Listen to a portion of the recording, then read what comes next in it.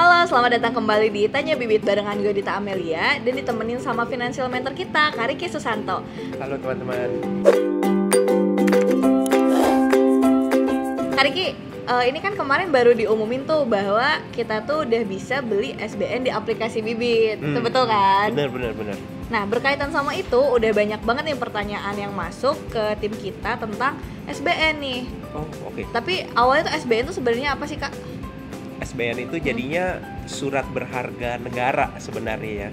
Jadi surat hutang yang dijual ke masyarakat supaya masyarakat bisa berinvestasi atau ngutangin negara lah istilahnya. Oke. Nanti mereka dapat imbal hasil itu berupa kupon namanya. Nah, kita langsung aja nih Kak jawab pertanyaan pertama. Dari Friska di Ciledug.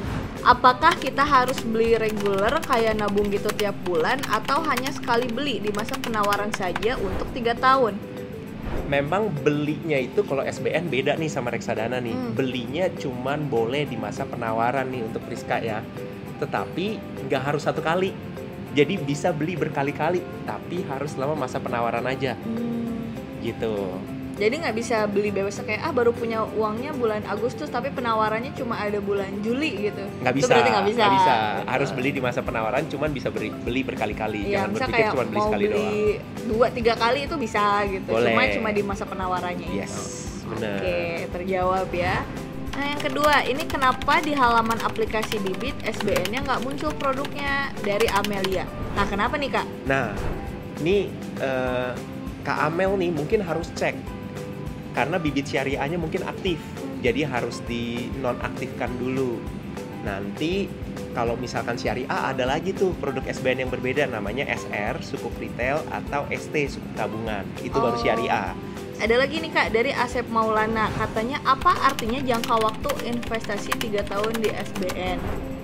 Jangka waktu 3 tahun itu artinya investasi surat hutang ini dalam waktu 3 tahun, jatuh temponya 3 tahun kemudian. Yang setelah 3 tahun, nanti pokoknya semua akan dibalikin tuh. Jadi harus dipegang selama 3 tahun ini. Habis itu setelah 3 tahun jatuh tempo, pokoknya dan bunga terakhirnya, kupon terakhirnya akan dibalikin. Gitu Kak. Bisakah pakai rekening lain selain BCA dari Panji?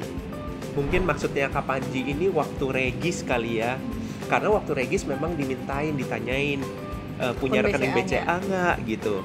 Nah, memang harus punya rekening BCA dulu ya Kak Panji ya. Kenapa? Karena waktu regis itu menggunakan akun Stockbit, di mana nanti akan dibantu untuk pembuatan rekening RDN. Nah, rekening RDN ini memang harus pakai rekening BCA gitu. Nanti regisnya akan melalui aplikasi Bibit. Nah, setelah regis, kalau misalkan memang nanti untuk terima kuponnya atau imbal hasilnya nggak mau BCA, itu baru bisa. Cuman ada biaya transfernya seperti biasa. Oh iya, betul-betul.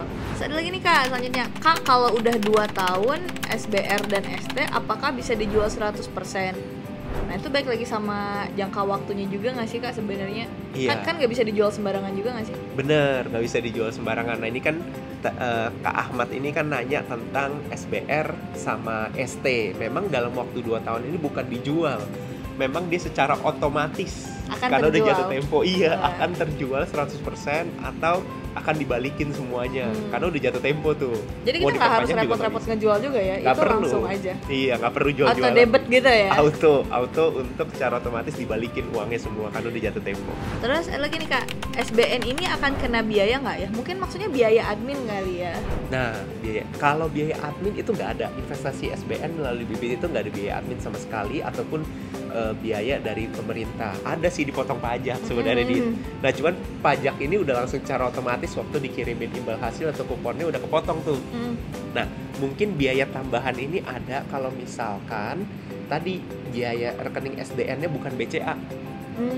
Jadinya ada biaya transfer tuh. Betul. Ya kan, untuk menerima kuponnya bukan BCA soalnya. Gitu, ada biaya gitu.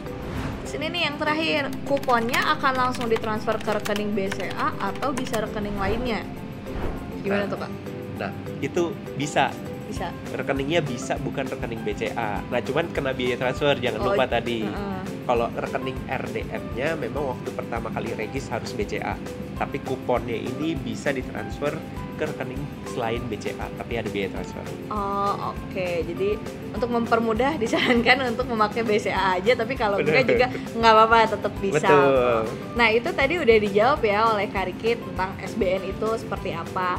Semoga ngebantu teman-teman yang masih bingung tentang apa itu SBN. Kalau masih ada pertanyaan lain, silahkan tulis di kolom komentar ya. Sampai ketemu di Tanya Bibit selanjutnya. Thank you.